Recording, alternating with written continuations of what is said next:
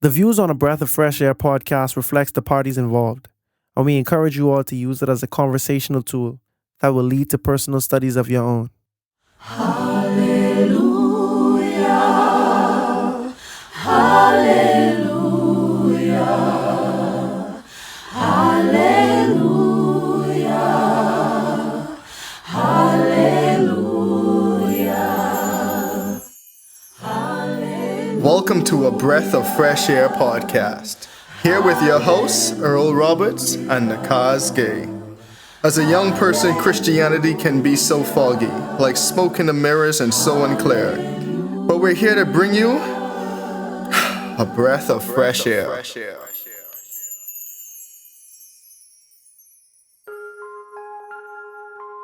Elijah, arise and go to Zarephath, which belongs to Sidon, and dwell there. See, I have commanded a widow there to provide for you. Yes, God, I will do just as you say.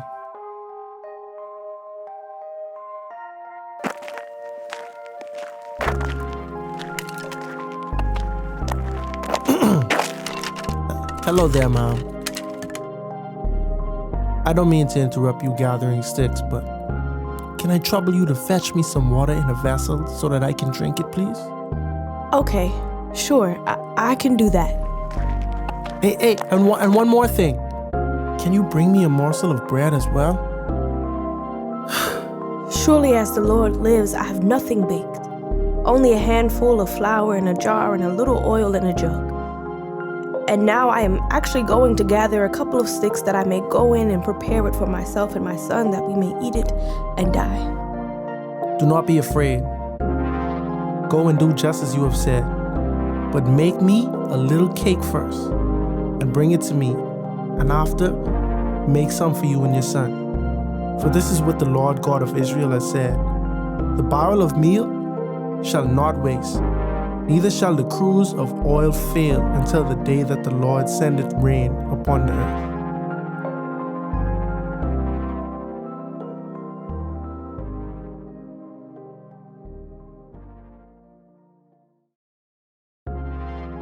Last week we saw how far away from God the northern kingdom of Israel has gotten, especially under the leadership of King Ahab.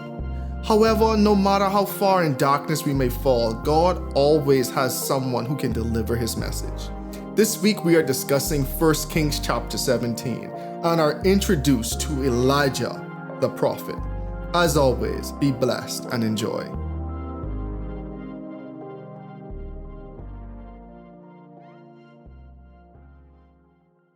All right, welcome back to another episode of a Breath of Fresh Air podcast. Here with your hosts, Nakhaz Gay. and Earl Roberts, and we definitely appreciate everyone for tuning in another week with us.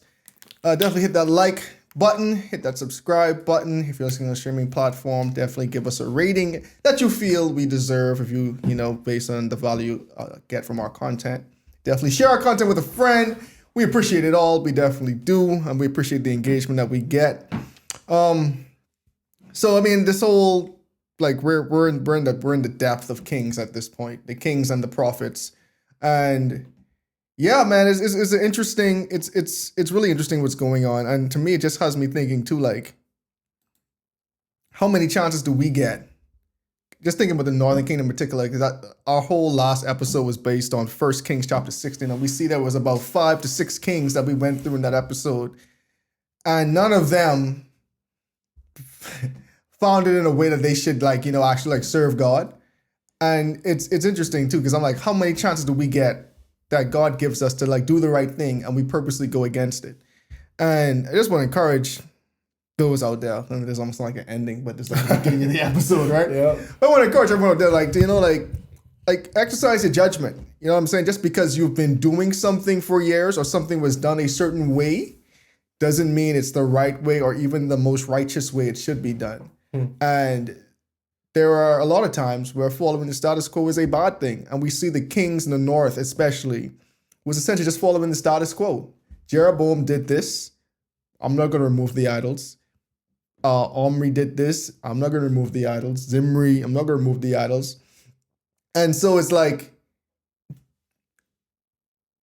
when God calls us to be the salt of the earth, think about what salt does to food. We as people who enjoy food, you can definitely know when food is in season. Boy. You can definitely know when there's no salt in the food, because think about it, even though you can't see the salt when you're eating the food, you can definitely taste the effects of salt. Boy. And that's what God calls us to be. He calls us to be the difference in a room, the difference in a nation. He calls us to be a standout people. And a lot of times that requires going against the status quo. And so I feel like we shouldn't be, give me a personal example. Like even this week I was having a conversation with someone, right? And it's crazy. I have a Bible podcast that I co-host with Nakhaz, right? And there are some times that I still feel uncomfortable talking about God in a one-on-one setting that I'm still working on, right? But these are instances where God is calling me to be the salt of the earth. And sometimes it goes to actually, you have to stand up for your beliefs. You have to be going against the status quo, and you shouldn't be ashamed of doing that. So just up because there is already an established way how things were done or how people feel or how people believe doesn't mean you shouldn't be going in there and not actually standing up for God. And it's just mind-blowing that none of these kings so far, especially in the north, has done so, even felt the need or desire to do so. I think I had this thought last episode. I think it getting to a point where it's like the Northern Kingdom feels like they don't want to associate themselves with anything Southern Kingdom, including God. And I think that's like a pride thing where it's like, bro, we're the better kingdom. Right, if y'all worshiping him, this God, I ain't even worshiping this God, but like I try to differentiate myself from everything Southern Kingdom. Mm-hmm. That's my assumption.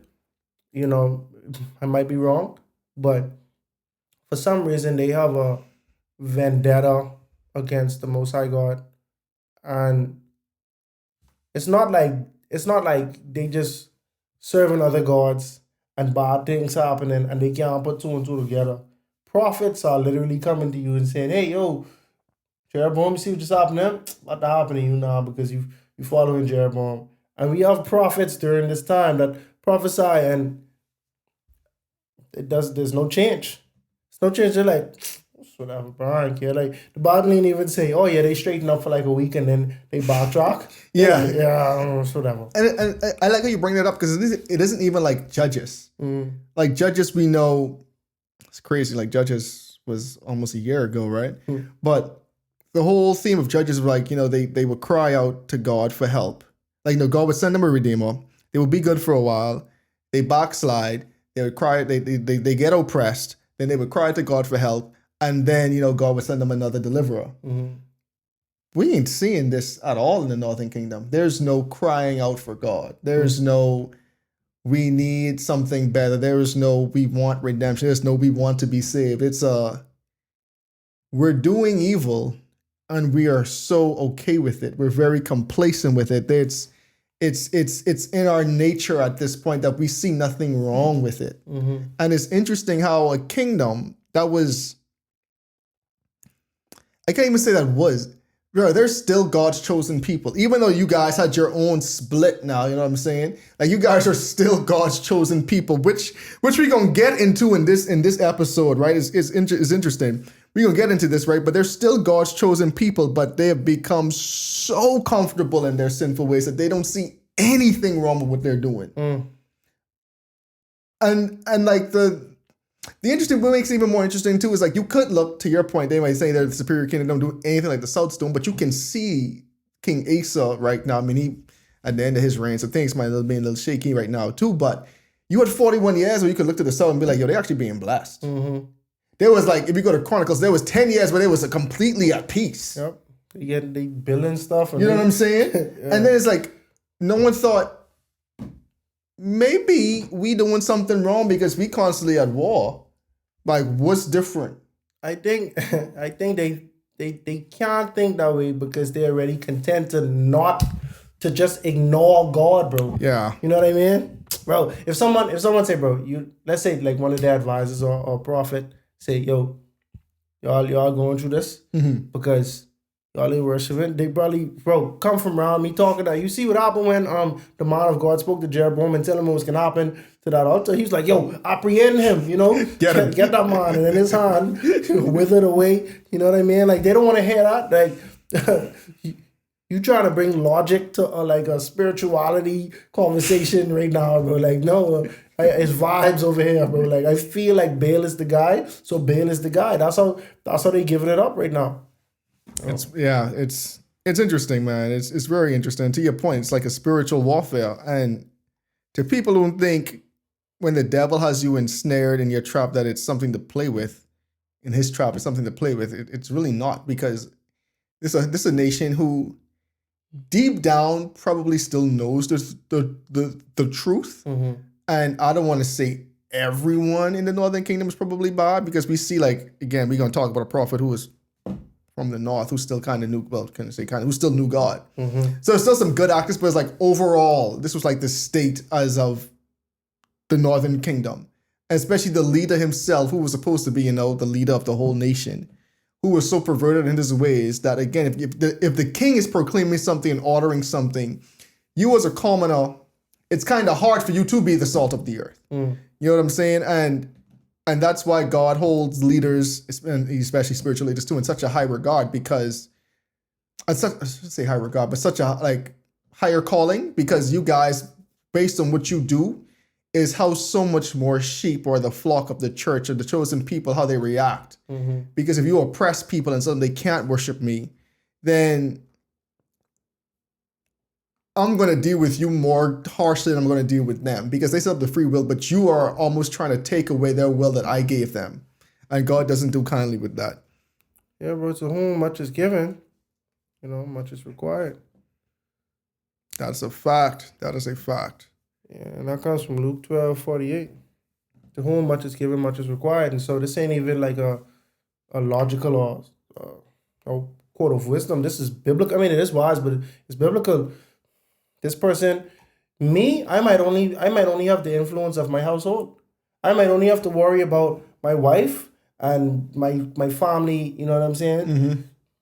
Or you might have someone who is a political figure or a king who has the influence of the whole nation. The whole nation, yep. They are given much, and so much is required. You know what I'm saying? Like, it's an absolute fact. So that's, I guess, some extra commentary on last week's episode, and it also ties into this week's episode. So last week we, again, like I mentioned, we focused on 1 King. I almost said the book of Elijah, I read. He focused on 1 Kings chapter 16, and this week we're focusing on 1 Kings chapter 17. And the end of last chapter, we saw a king, the new king of the Northern Kingdom, Ahab, who took his wife Jezebel and was even more so defiant. He took his wife Jezebel from the Sidonians. Not a God-worshipping nation, by the way. And we see he built a temple to Baal in the Northern Kingdom and established a new city called Samaria and put this temple in Samaria. And we see we also had a figure who was Eliel, something. Hiel, something. Hiel. Yeah. And he reestablished the city of Jericho, which again was trying to go against one of the direct curses that Joshua prophesied in the book of Joshua. Yep. So 1 Kings chapter 17. And Elisha the Tishbite, one of the inhabitants of Gilead, said to Ahab, "As the Lord God of Israel lives, before whom I stand, there shall not be dew nor rain these years except at my word." So right out the gate, right? Mm-hmm. We see which is so interesting, right? So we see last episode, the God of Israel, quote unquote, according to Ahab, is Baal. Because Ahab set up Baal as the God of the Northern Kingdom, which is Israel. Yep. Now we seeing Elijah, it's going to be very important, Elijah with a J, Yep. came to Ahab and said, "You might think Baal is your God, but God hasn't forgotten about his nation. You are just, like I was saying earlier, like Israel is just as much as the God's chosen people as Judah is at this time. She says, the Lord God of Israel lives. Like, God still lives. It's so funny too, man, because a lot of people try to say, oh, just because you don't believe in something, you try to cast something away, doesn't mean that God isn't real and God isn't living. It is one of the things that it doesn't matter if you don't believe it. It doesn't make it any less true. So God does live, and I come in His authority. So He establishes who authority is coming undone. He's saying, God is the God of Israel, whether you believe it or not. And He also said, okay, there should not be any rainfall or any dew.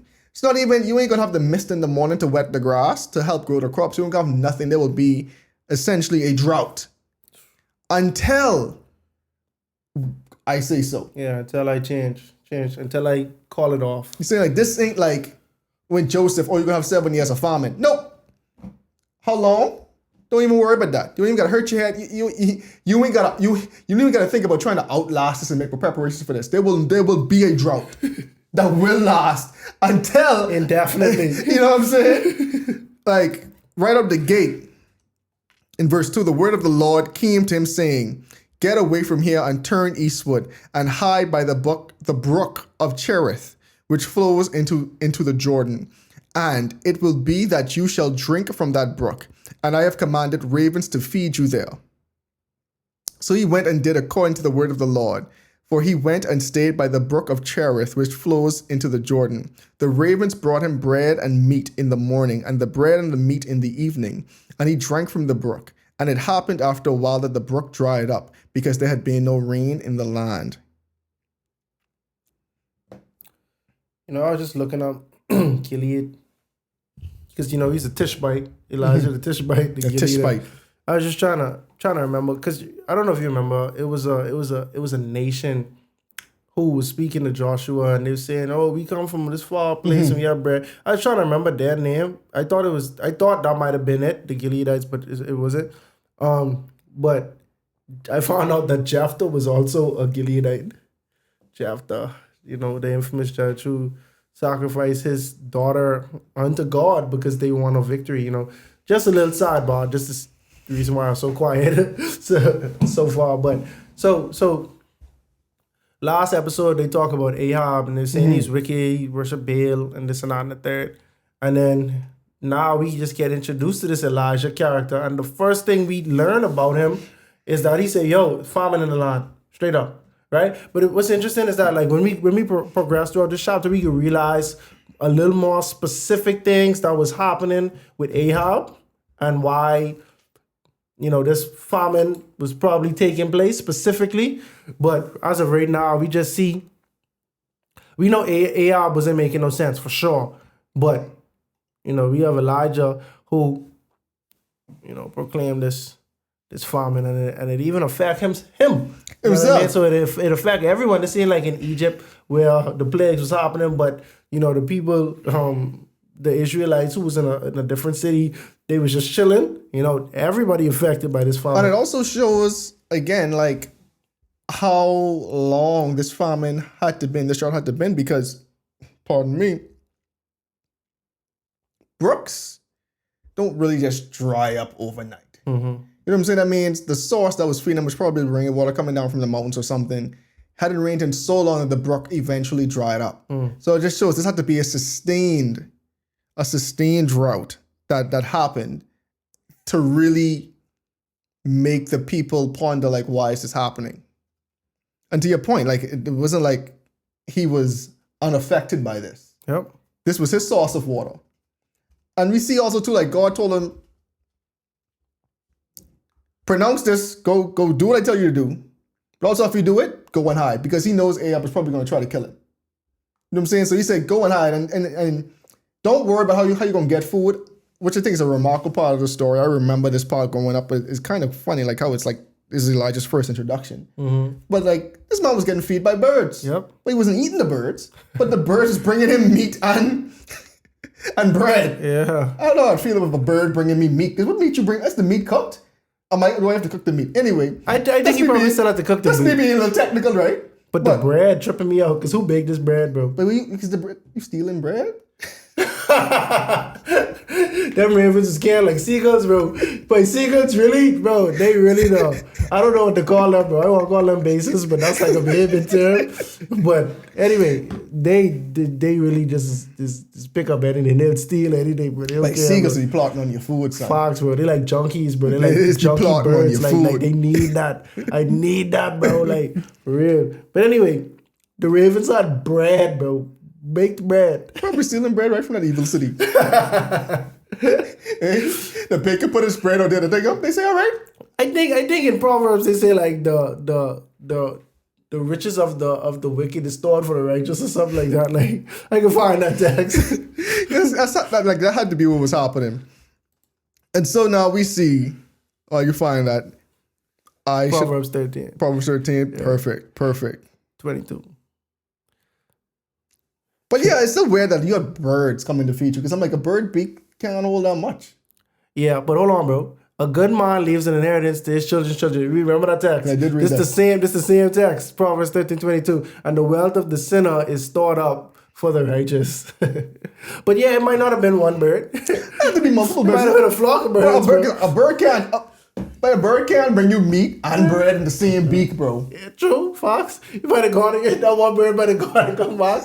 Hold on, where the bread? Oh, my bad. Because I'm like, but you have to have because like, a ravens ain't that big, bro. That's the first thing, like, it's an eagle. Yeah. So I'm like, are they picking it up with they, because see, it might not be, suppose they pick it up with their feet. Because you can bring a little bit more with your foot. Right, but you I can lift a bagel with your foot. Yeah, I think it was multiple of them. But one thing I do think though is that, you know, when people describe manna, right? Mm-hmm. You know, whenever we think about manna, we think, oh, this is the most like the best tasting thing because it was from heaven, right? I don't know how practical that really was, bro. Like the raven, like I'm talking about the raven right now. The raven might have just given him enough to sustain. Period. It ain't like this like a steak. You know what I mean? No, like he ain't dropping a T-bone steak. This ain't no gluttonous type situation. Yeah, exactly. You know, and so I feel like a lot of times when we read the Bible, we want to fictionalize it. We want to fairy tale it up like, oh, but if this was coming from God, bro, but God ain't gonna give you no little jokey. You know what I mean? But at the same time, God supplying your needs because His grace is sufficient. That's what you gotta learn in this situation. You know, and so whatever it was sufficient. You know, It sustained him, that's for sure. Definitely. Until it dried up. Until it dried up. And then, so we see in verse 8, the word of the Lord came to him saying, arise and go to Zarephath, which belongs to Sidon, and dwell there. See, I have commanded a widow there to prepare for you. And so he arose and went to Zarephath. Excuse me. Mm-hmm. And when he came to the gate of the city, indeed the widow was there gathering sticks. And he called to her and said, please bring me a little water in a cup that I may drink. As she was going to get it, he called her and said, please bring me a morsel of bread in your hand. So she said, as the Lord your God lives, I do not have bread, only a handful of flour in a bin and a little oil in a jar. And see, I am gathering a couple of sticks that I may go in and prepare it for myself and my son, that we may eat it and die. Mercy. Because again, I mean, just for people too, like the next context too is like, obviously if there's no if there's no water, the crops can't grow. And if the crops can't grow, you can't no longer get wheat. You can't get wheat, you can't make no more flour. So now it's a cascading effect because all things are connected to water. So now she's saying we had a drought for a while. My flour is no more. I was only me and my son, and I only going to go back home right now to make my last little flour cake. I don't know if it's going to be a flour cake or a little bit, last little piece of bread. And me and my son can eat this, and then after this, we have nothing else coming our way. Yep. We gonna die. We could die. And Elijah said to her, do not fear. Go and do as you have said, but make me a small cake from it first, and bring it to me. And afterward make some for yourself and your son. For thus says the Lord God of Israel, the bin of flour shall not be used up, nor shall the jar of oil run dry until the Lord sends rain on the earth. So she went away and did according to the word of Elijah. And she and her son, and he and her household ate for many days. The bin of flour was not used up, nor did the oil run dry, according to the word of the Lord, which he spoke by Elijah. But one of my biggest fears is being in that type of farming, bro. Like I have a very big fear of like being in a farming, not even a farming, being in a predicament where Food that's scarce. where food that's scarce and now people can't be civilized no more. You see what I'm saying? And it's like your friend might double cross you or steal this last piece of bread. Bro, this happened because I read this book, The Antiquities of the Jews. It's actually like a it's historical book by Flavius Josephus.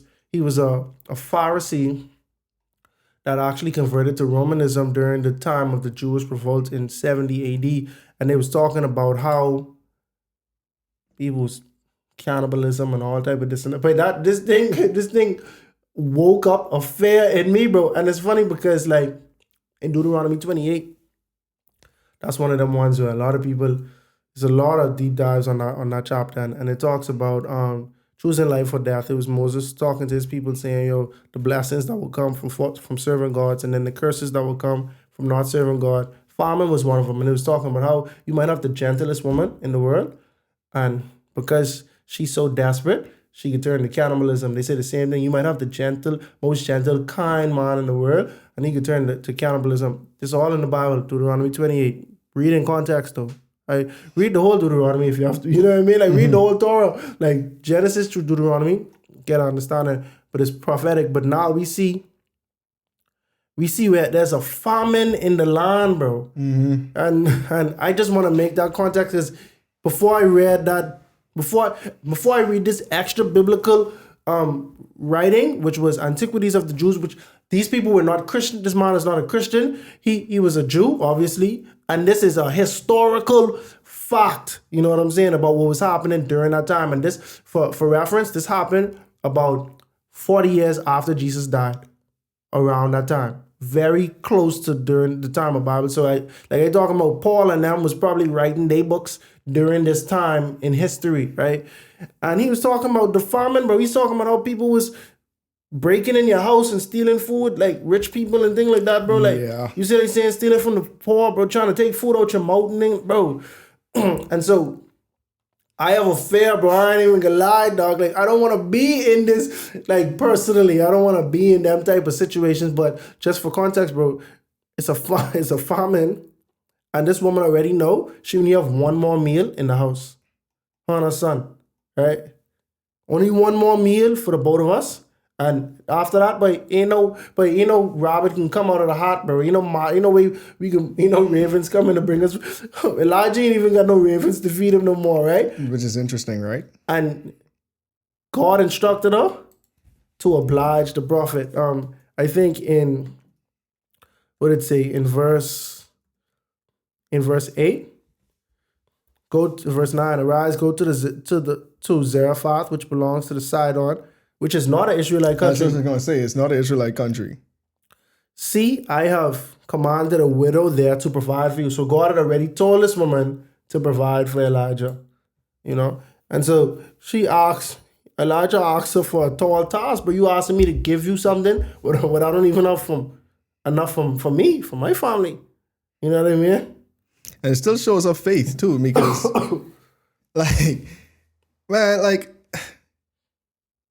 put yourself in that predicament, man. You and your child. You know what I'm saying? You and your child. A stranger come to you. Even if God tells you to do this now. Hear me out from a human perspective. This is your last meal. Most parents even incline to feed their child over themselves. Wow. So we even know how much of this cake she was actually getting.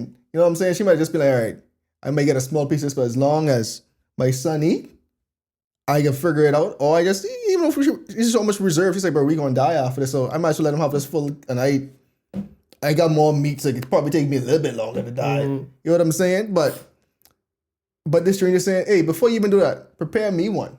And she doesn't say no, bro. And what? he run in the back. He said, no, don't watch that.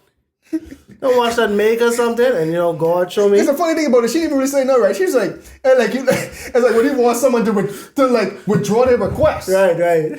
Like, I ain't gonna tell you no, But let me I can show you how I can do this. Yeah, like let me give you the context and like understand my situation. Mm-hmm. And hopefully you'll be like, all right, yeah, that's cool, I understand, don't worry about it. He said, yeah, I hear you. I hear you, that's fine and dandy. But make me one first. But he just seemed like, but he give the context like, do not fail. Like, he see angel or something, but do not fail. Mm-hmm. Don't worry. Do not fail. And do as I have said, but make me a small cake first and bring it to me, and afterwards, make some for yourself.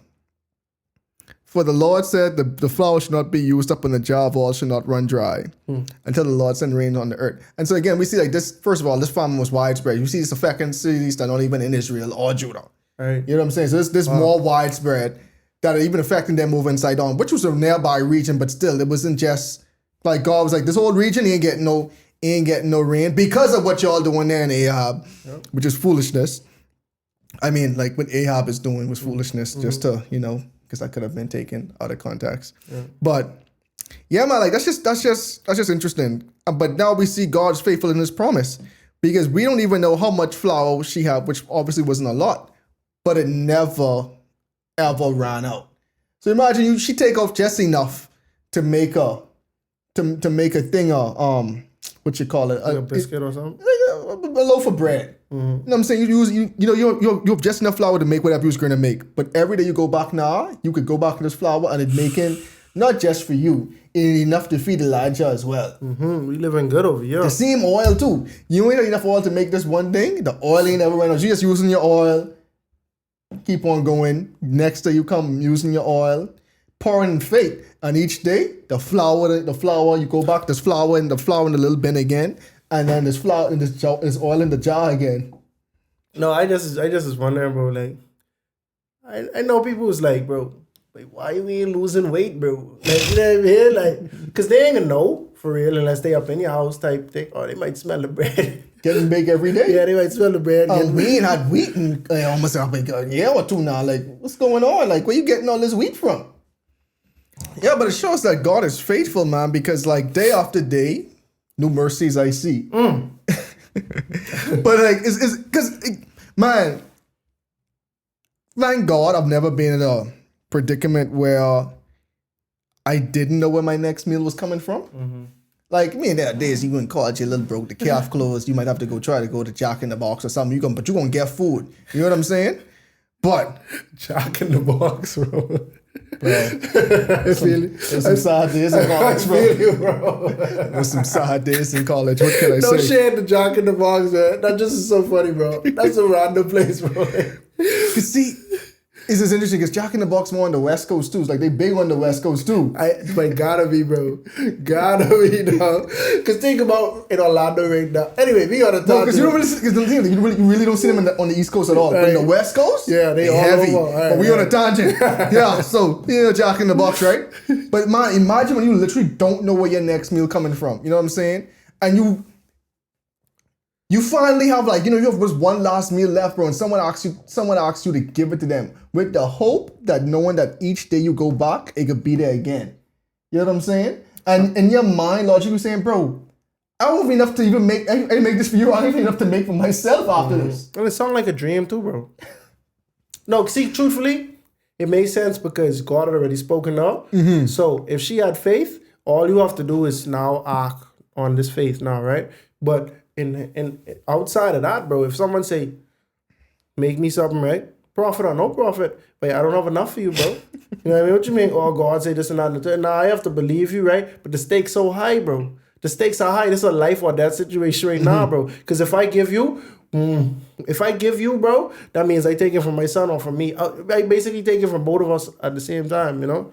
And so she had faith to have faith, and she did. And to me, even her faith is even a bigger judgment against the Northern Kingdom. Oh, yeah. Because you have someone who ain't even an Israelite, Judite, whoever you want to call them. You ain't a part of the thing at all. But she obeyed the commands of the one true God and had faith that his promises would come true. Mm-hmm. You know what I'm saying? And we have a whole kingdom who's supposed to be his chosen people who worshiping Baal.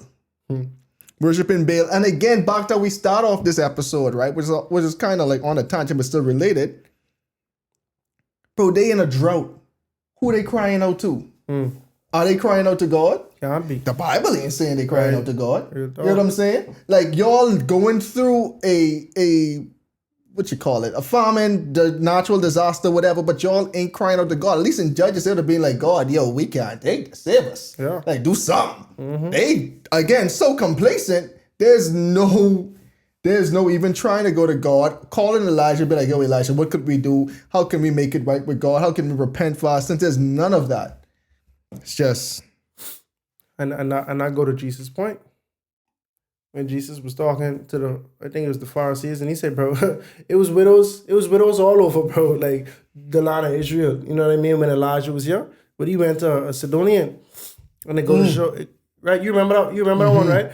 All right, I can pull it up, but it was basically trying to say that someone who have faith, regardless of their, God works with faith, bro. Like regardless of your religion or your nationality. This woman was not a Jew. Regardless of your race and nationality. Right, your race and nationality. Yeah. But this woman was not a Jew, but she had faith in God. God could speak to her. You know what I mean? But now, when Jesus hold on. When Jesus was talking to the Pharisee, when Jesus was talking to the Pharisees, they was trying to say, oh, anyway, Luke 4, verse 26.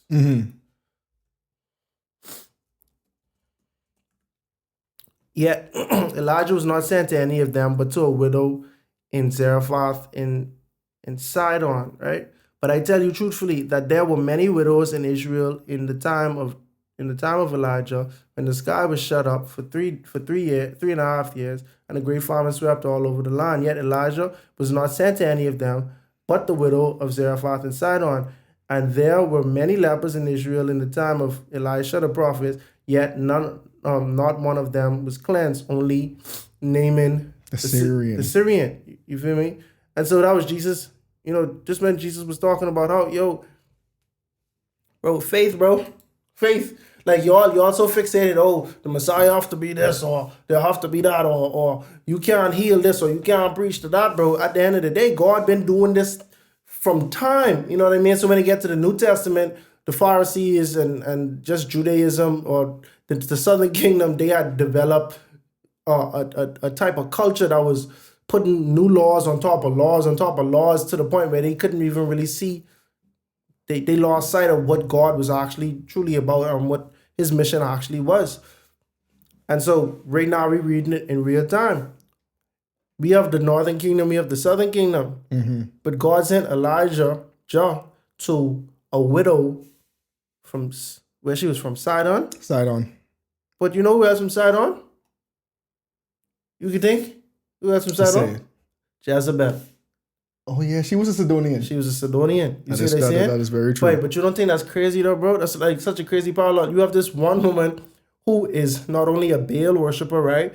But she is, her and her husband, they responsible for the temple of Baal and national Baal worship in the Northern Kingdom, right? And then he was like, bro, you could just write off the whole Sidonians, right? But within Sidonia or whatever, Sidon, right?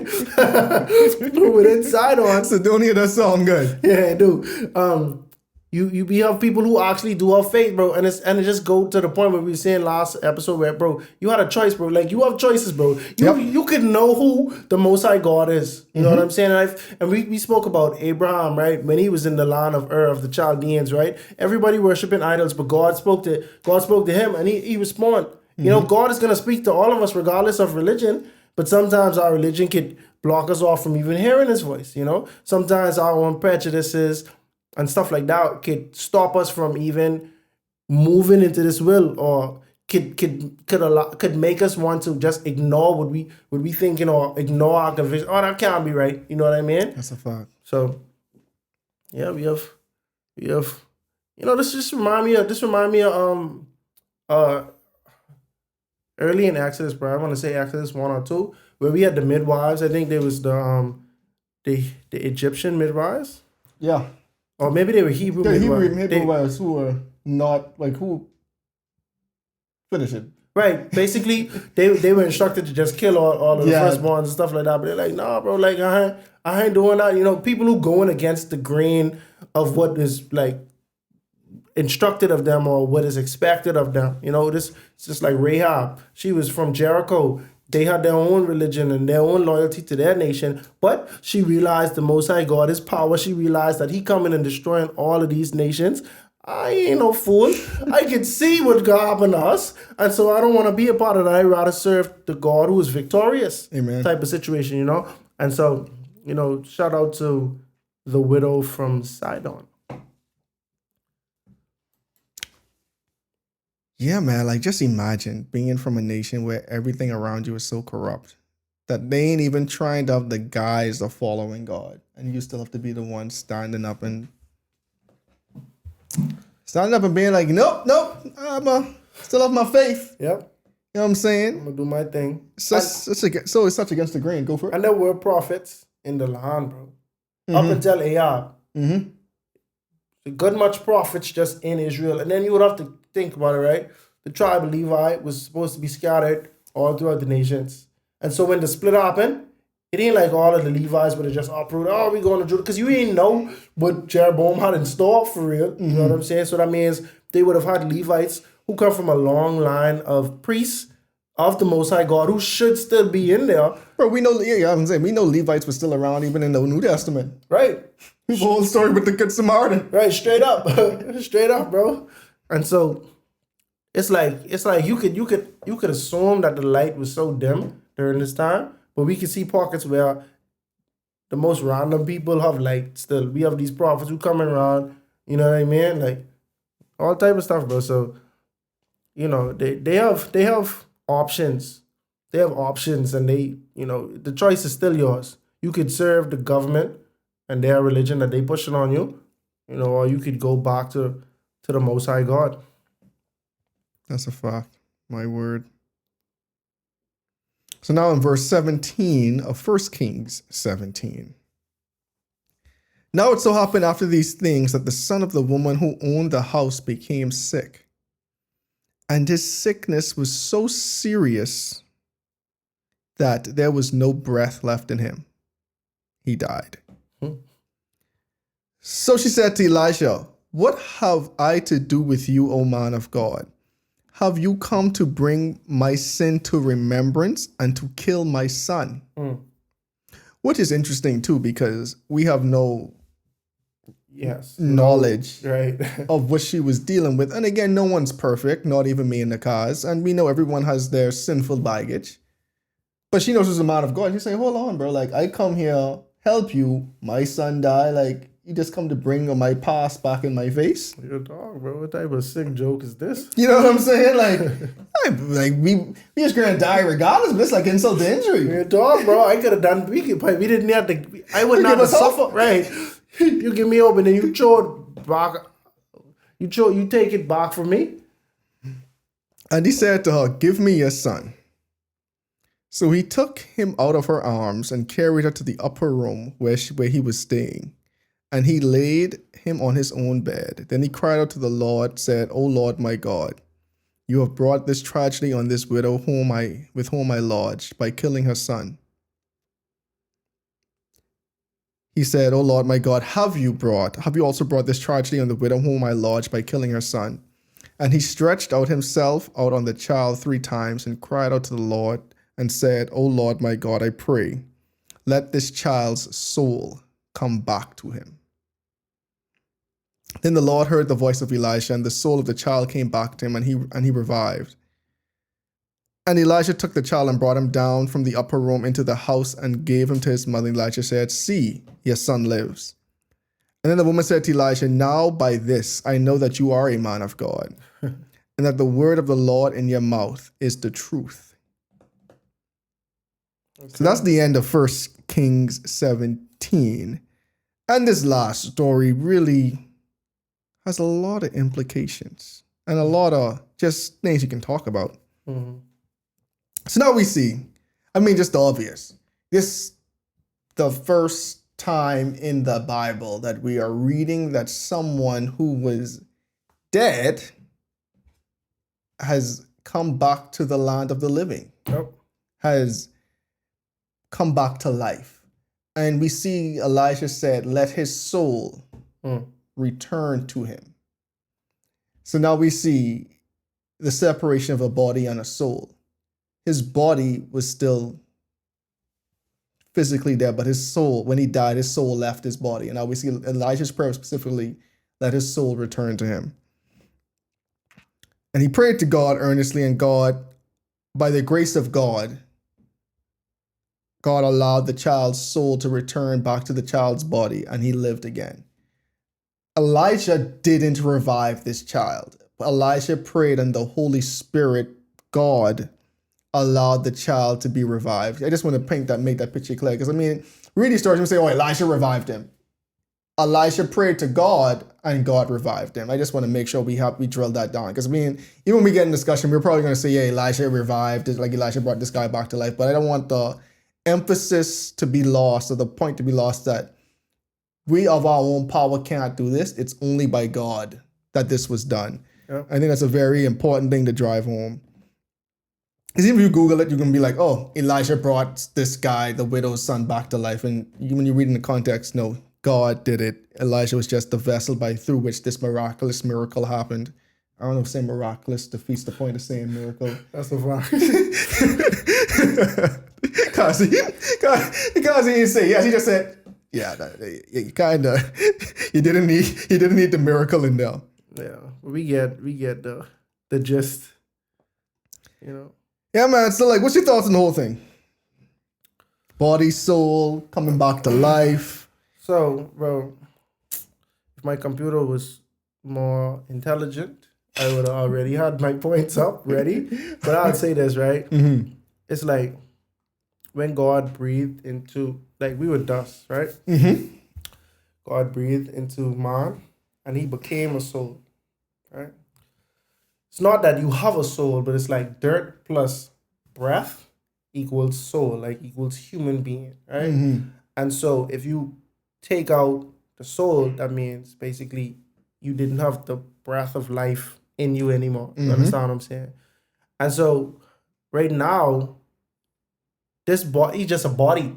You understand what I'm saying? It's just a body with no life type situation. But when God created Adam, it's like you breathe into this thing, and it became a soul type of situation. And so it's not to be confused with the secular view of a soul. And so, like, biblically, if you read the Bible, there's nothing that's gonna tell you that when you die, that this ghostly version of you rises up. You know what I'm saying? And so you're telling me a ghost doesn't rise up? I'm sorry, bro. I am so sorry to tell you, bro. Like, it's like when you die, it's nothing to say like this ghostly, for lack of a better word, spirit of you is floating around, wandering around, or goes straight up to heaven, stuff like that. You know what I'm saying? It's like, in Ecclesiastes, obviously, the dead know nothing, and so nothing. The soul, bro, like the soul is basically life, bro. It's like basically a synonymous way of saying this child's life, Give him back his soul, give him back his life, because when you have life plus body, you become a soul. And so now we know that it was only body right now. You feel me? So it's like soul minus body equals life, or whatever type of situation. And that's what he lacked in this very moment, So giving him his soul is meaning like giving me everything that's missing to make this a person, like a living person right then and there, Also, I want to commend Elijah's faith, bro. And excuse me, this never happened before. Mm-hmm. Which is wild, right? Mm-hmm. But this never happened before, but you take it upon yourself to cry over him 3 times. Bro, I would have been I wouldn't even have gone through that, because in my mind, I'm like, bro, suppose after this, like, what was he about to keep? He was just about to keep doing until that, bro, like. And, like, we know how Elijah's story ends, which is going to be very, very interesting, right? Mm-hmm. But again, this is like one example of Elijah's faith. You know what I'm saying? Like, man, to your point, I don't know if I can bring this guy back to life, but I do know God has the power to bring this guy back to life, even if it hasn't been done before. There's nothing that God can't do. You know what I'm saying? And man, it to your point, what would he have done? Thankfully, we will never know. Yeah, but he had the faith, bro. You know what I'm saying? Like, he had the faith to know that, hey, the only way I could do this is if I cry out to God. And if God doesn't hear my prayer, that means it's just not his will. Mm-hmm. You know what I'm saying? But I'm going to try. And he did it earnestly too. And it wasn't even like he didn't, like, he had the connection with God where he had the faith that if it was God's will to happen, it definitely will happen. Mm-hmm. So watch this, right? Mm-hmm. Verse 22, then the Lord heard the voice of Elijah, and the soul of the child came back to him, and he revived, right? Mm-hmm. I just want to reiterate what I was saying because I didn't have the text at the time. Mm-hmm. But Genesis 2, verse 7, is during the creation. And the Lord God formed man of the dust of the ground and breathed into his nostrils the breath of life, right? So dirt, dust plus breath, right? And the man became a living soul. So from Genesis time, from the beginning of the Bible, when we introduce the soul, you become a soul. It didn't say, and he received the soul, but what he did receive was breath. And that's why when we die, we going back to dust. You understand what I'm saying? Yep. Because we don't have that breath no more. So dust plus breath equals soul type of situation. So now the verbiage in here, it could be a little tricky. It could be a little confusing. But it says in 1 Kings 17, verse 22, the text that we were just reading, then the Lord heard the voice of Elijah, and the soul of the child came back to him. To me, this means, bro, if we are, basically, it's the difference between me being a corpse and me being a human, like a living being or whatever, right? So that's like saying, bro, he was no longer a dead body, but he was now a living body. So the life came back into him. The humanity came back into him. His being is now back together. You feel me? And so I honestly, at this very moment, I ain't really prepared to have a debate on soul and all of this and that and the third. But just for the context of this chapter that I even mentioned in my understanding biblically of the whole soul thing, right? But truthfully, I don't see this as saying, bro, oh yeah, his soul left or not, come back into him, bro. Because what are we talking about, bro? In the during the fall of humanity, before the fall, God told Adam and Eve, bro, don't touch and eat of the fruit or you will die, right? The devil said, you will not surely die, right? And that one word trip people up. Oh, you ain't surely die. To me, if you don't even know what sure mean, it might sound good, bro. Fox. But the devil was trying to say, bro, your death ain't gonna be a definite thing, bro. You ain't gonna die for real. So now watch this. If you was to kill a human being, or if a human being was to die, right? But your soul don't die. Are you ever dead? Bro, if I die right now, right? God forbid. And this spirit thing that the way we typically accept a soul to mean, if this spirit of yourself comes out and is floating around in the world forever, you never die, bro. That would make the devil correct in that. If the devil say you will not surely die, he would be correct. Fox. You understand what I'm saying? Or another one, if you was to die and go straight to hell and burn forever, the devil will also be correct there because you never died. You never died. If you was to die, God forbid, and you go to heaven directly forever, the devil would also be correct because you never surely died, bro. Your death was never sure. You understand what I'm saying? It's a valid point. Yep. And so, and that's one of them. But that's like the first lie the devil gave them. You will not surely die. You see what I'm saying? And even to this day, people's view on death is not sure. It's like death is temporary to a lot of people, you know. And I've read the Bible, and I am trying to read often without biases. Obviously, I'm Adventist, and I have not received that biblically. When you die, you become this other thing. You know what I mean? There's multiple times when the Bible has made multiple instances of showing that death you know nothing. There's there's no more you in existence. Right. You know what I'm saying? So And David died and rested with his fathers. You understand what I'm saying? Like when they talk about death, it's usually a sleep type of situation. When Jesus say Lazarus is sleeping, and they're like, oh yeah, we ain't gotta worry. And Jesus say, no. Don't misunderstand me. Lazarus is dead. He's dead. You see what I'm saying? Because like when it comes to death, like that's the way the Bible describes death. You sleeping, bro. Your consciousness is asleep. Your life is at a pause. Like when you sleeping, bro, everything is at a pause. Everything is at a complete pause until you wake up the next day. You understand? Exactly.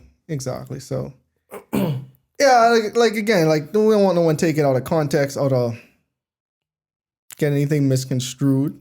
There was nothing magical happening here either, because people will be like, oh, he performed like a magical ceremony, like to extend himself. But no, everything he did was in sure reverence to God, and it was an earnest prayer to God. He prayed, bro. Like, you know what I mean? Like it's nothing magic. Exactly. This is not the Witch of Endor situation. Real talk. This is no deception. He prayed to God, and we see God heard his prayer. You know what I'm saying? Like, God heard his prayer and then honored his request because of Elijah's faith. You know what I'm saying? So it's a miraculous story. And we see this is, again, a power-packed chapter, because we see it's multiple. Every section was some divine power showing its presence. The first section, Elijah, man of God, came and said, guys, there's going to be a famine. There's going to be a drought. No rain. No rain. When you read different biblical commentaries, patriarchs and prophets, for example, you see it was multiple years that this famine was in existence. It wasn't no like 1 year type thing. It was multiple years. Yeah, Jesus said 3.5 years. You know what I'm saying? Yeah. Like this is that's a long time without rain. Coming from the Bahamas, I don't know what that is. I know. Living in Orlando, I don't know what you know that what I'm is. saying? Orlando, it could literally rain every day, bro, for months, bro. Like, like every day. You know what I'm saying? But you go in an extended period, years, 3.5 years without any rain. He said that, and we see it surely did happen. Then you go out of your city, out of your nation, find someone, a woman who poor and also experiencing the same drought effects, and who said, I don't even have enough food. This wasn't no Joseph story where there were reserves coming ahead of time, that there was like years of plenty. But if you don't think a famine is coming, you're not going to prepare. So there was no one had no stockpiles of food just sitting up waiting to be fed or waiting to eat from withdraw from the stockpile. You say, I don't have food left.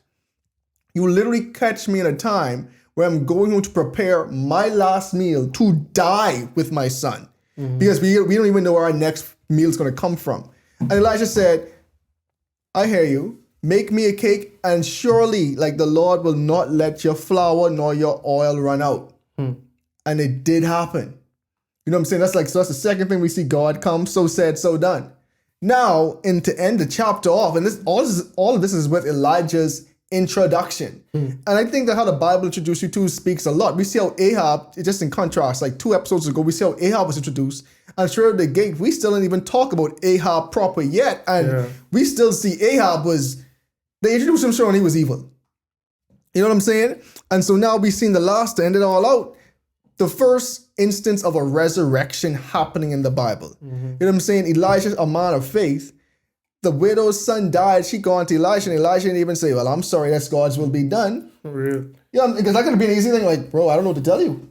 That's what I probably would have resolved. I literally don't know what to tell you. I'm sorry. Like, he was sick. We all saw he was sick. What you coming to me? You know what I'm saying? But he said, you know what? I ain't going to I ain't going to like try to defer blame. I'm going to go to God. You know what I'm saying? And again, to your point, like, to have enough faith to ask for something that has never been done before. You know what I'm saying? Like, that's a different level of faith. And it's something so significant to it. Ain't like, oh, we ain't never conquered this foreign nation before, let's go. But you know what I'm saying? That's a little different. Bro, God, I'm asking you to return a life back into someone who is dead.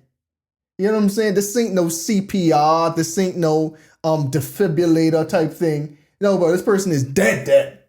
No pulse. Mercy. No breathing. You know what I'm saying? Bring them back to life, Lord. And God heard his prayer and it came through. Like, to me, this introduction is powerful because now we setting up, we like, This is like the best demonstration we had in recent Bible that we're in right now, of like a man of God who had so much faith that's willing to stand up against the evil atrocities that we're seeing happening, especially in the Northern Kingdom. You know what I'm saying? Like, so God literally rose up a man of God with so much faith to directly oppose all the evil that Israel, specifically the Northern Kingdom, was going through. I think it's really powerful because you could get lost in the sauce, as we would say, as saying, bro, these people have no hope. But God's saying, yo, even when you think they're at their hopeless, at their most hopeless state, I'm going to bring someone who is almost my chief champion to combat the evil idolatry what's happening in this land right now. I'm going to bring someone who is the best of his ability, can oppose all of this wickedness that's happening. So yeah, man, I think that's powerful. I think we all should strive to be like that. Going back to the beginning, being the salt of the earth, which wasn't even really planned to be, but it fits in so perfectly with this episode. We have Elijah, a man who was so willing to stand up against Ahab right out the gate, just going to Ahab and saying, "Yeah, bro, what you doing is wrong. It ain't gonna be no more rain or dew until the Lord says so." Straight out the gate, willing to go against the status quo, willing to stand up for what he believes in. Even when it won, we see it ran him out of his nation. It ran him into a foreign territory. He didn't know where his next meal was coming from, which is so interesting too, because he going to the woman who didn't know where her next meal was coming from. He said, "Miss, I've been getting fed from birds for almost over a year now." You know what I'm saying? Where I was getting my water from, that dried up. The first thing the man asked for was water. Like, who knows how long even took him to go from where he was at that brook? I didn't research this ahead of time. But how long it took him to go from that brook to Sidon? During that whole time, he ain't had no water. You know what I'm saying? And we don't even know how long after the brook dried up that God was like, "Hey, yeah, now you should probably go to Sidon," because I already spoke to a woman there. Like, it's just like Elijah's a perfect example, and we didn't even get into some of the other stuff he did, which is going to be super fun. I can't wait to get there. But it's really a man of faith who wasn't scared to go against the status quo, even if it meant putting his life in danger multiple times. He was willing to stand up for what he believes. He was willing to talk about God, and he was willing to stand up against the oppressors of that time. And I think that's super powerful. That's something we should all strive to be like.